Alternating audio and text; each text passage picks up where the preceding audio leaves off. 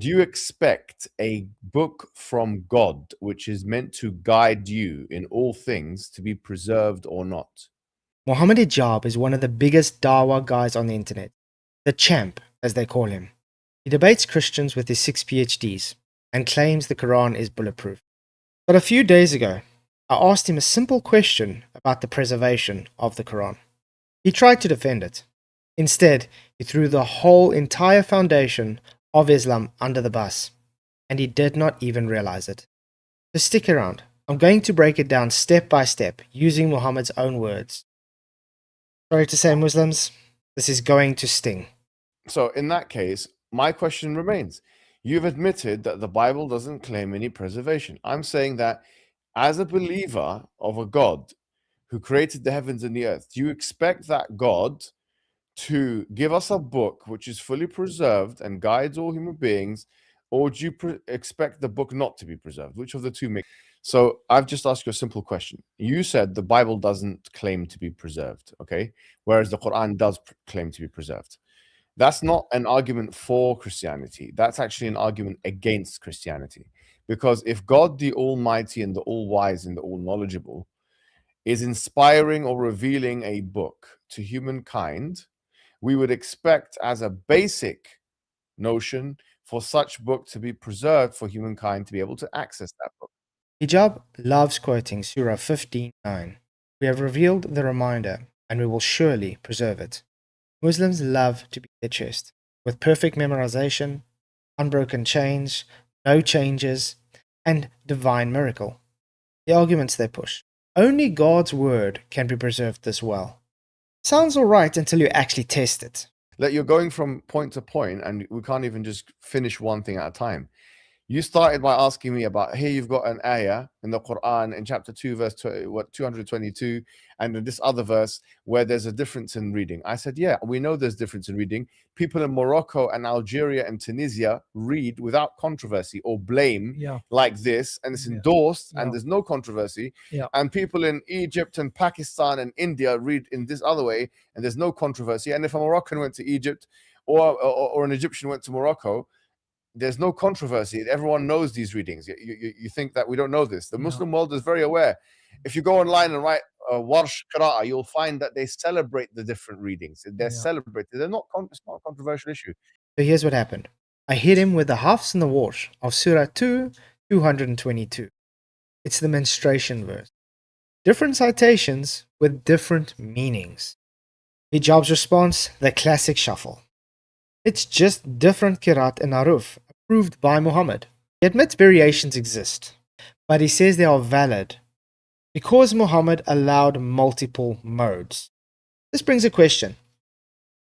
If the Quran was revealed in 7 different aruf, and Uthman burnt the others to standardize it, which one did Allah actually promise to preserve in Surah 15:9? And if multiple versions of semantical differences are all preserved, then the claim for a perfect word-for-word preservation doesn't exist anymore. It's whatever we decide counts as preservation. That's not evidence. That's just moving the goalpost to suit a narrative. If we, for instance, look at Al-Hijab 15:9, where it says, you have been revealed, and it's certainly for he who preserved the Quran. So you would agree that the Quran is fully preserved if we look at 15:9. But if I look later on, and I, for instance, look at verse 2, 222, where it's talking about the menstruation. If we look at the difference between what the Hafs and the Warsh is saying, they give 2 different recitations. Don't those meanings then contradict the preservation of the Quran? Okay, yeah, I'm just gonna. You pray. I'll answer this question. Sure. Can you repeat the last point? Did you get it? I think so. Yeah. Okay. Yeah. Go ahead, my friend. Okay. Yeah. Sorry. All I want to say is because if I look at the Hafs and the Warsh, for instance, they give different recitations for exactly the same verse, so they give different meanings. Would that not then go against the preservation of the Quran? No, because what it is that Muslims believe in the following. They believe that the Quran was revealed in different modes. So there are some styles which the Prophet Muhammad SAW himself actually endorsed. So he endorsed what we find in the Warsh qira'ah, and he endorsed what we find in the Hafs qira'ah. That's why you do not find a controversy among Muslims on this issue. You don't find, for example, someone who recites in Hafs repudiated by a scholar who recites in Warsh, right? So in the Maghreb region, for example, in Morocco, in Tunisia, Algeria, they actually recite the Quran in Warsh, right? And Warsh is just a style. It's a style that the Prophet ﷺ endorsed through the Ahruf. And the Hafs Quran is recited in the majority of the world. And so, no, the difference between the Quran and the Bible is this. The Quran, the variant styles are approved by the Prophet, whereas the Bible, the contradictory variants are not approved by Jesus or even said by him. So let's do some logic. This is where hijab walked straight into the trap. A valid modus ponens would be if P, then Q, therefore Q. So, if the Quran is from Allah, it will be perfectly preserved, no variance, no contradictions in meaning. The Quran is from Allah, therefore it is perfectly preserved. That's what they want to say. But here's what they actually argue. If from Allah, perfectly preserved, it is preserved with our flexible definition. Therefore, from Allah. This is called affirming the consequent. It's circular reasoning. Preservation doesn't prove divine origin. Homer's Iliad survived. The Bible's manuscripts exist in abundance. Lots of human books got preserved. It proves nothing about God. Hijab's own defense about the variations weaken the preservation claim about the Quran. It destroys the claim about the divine origin from Allah. He conceded the premise without realizing the cave had fallen in. You can't tell me it's preserved. It's not preserved. There's difference of opinion among the Christians as to what constitutes the Bible. As simple as that, really. There's no difference of opinion among the Quran, the Muslims, as to what constitutes the Quran. This is the bottom line. There is a difference of opinion among Christians as to what constitutes the Bible. There is no difference of opinion in Islam as to what constitutes the Quran. Muslims are fighting about everything. I'll tell you that for free, my friend. There's Sunni, there's Shia, there's Ash'ari, there's Maturidi, there's this, there's that, there's the other. There's all these kinds of istighatha issues, all kinds of issues Muslims fight and infight about. One of the issues they don't fight about is what constitutes the Quran. Absolutely true. Well, that's a fact. Thank you, my friend. We have quite a few people. Yeah. So I just want to finish this off quickly. I appreciate it because you guys also claim to, you guys say you're honest and stuff.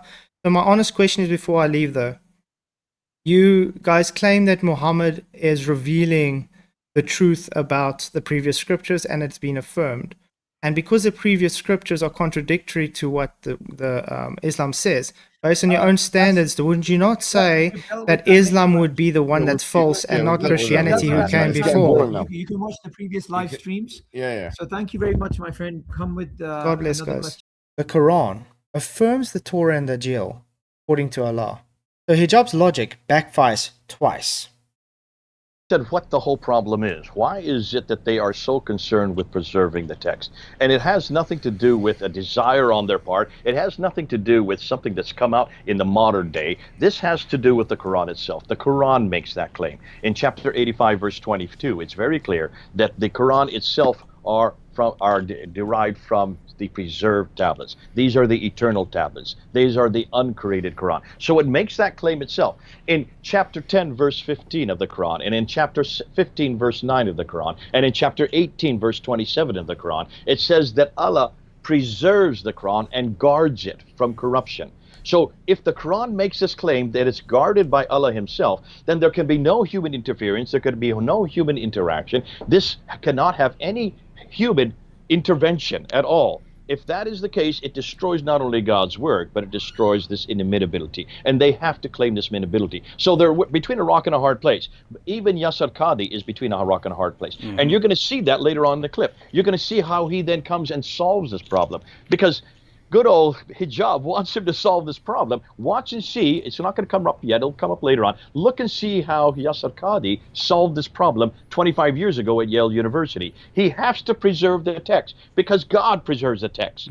And this is the eternal text. We don't make these claims about our Bible. Thank God we don't make our claims that our Bible is eternal. Thank God we know that it was written by man. We don't make the claims that it is eternal. We don't make the claims that it was sent down, inspired by God, but not eternally and sent down like it was to Muhammad over a 22-year period between 610 and 632. We would say that it was complete when it was formed, like the Muslims, but as far as unchanged, that's the other thing they have to preserve, the idea that it never changing. Because if it is changed, that's human intervention. Once you admit any human intervention with even one word, with one letter, even some Muslims say even with one dot. Once you do that, you're then saying that man has now interceded for God. Man has now changed God's holy word. And that cannot at all ever be admitted to. If the preservation proves it's from God, then the preserved Torah and Injil manuscripts would prove they're from God too. Boom, Christianity stands. If earlier scriptures weren't preserved, then preservation isn't a reliable test for divine books. The Quran's own standard collapses. Either way, the Quran dies. Hijab cannot have it both ways. He defended the shuffle and walked straight into a dilemma. Mohammad Hijab did not lose because I tricked him. He lost because he's defending an indefensible position.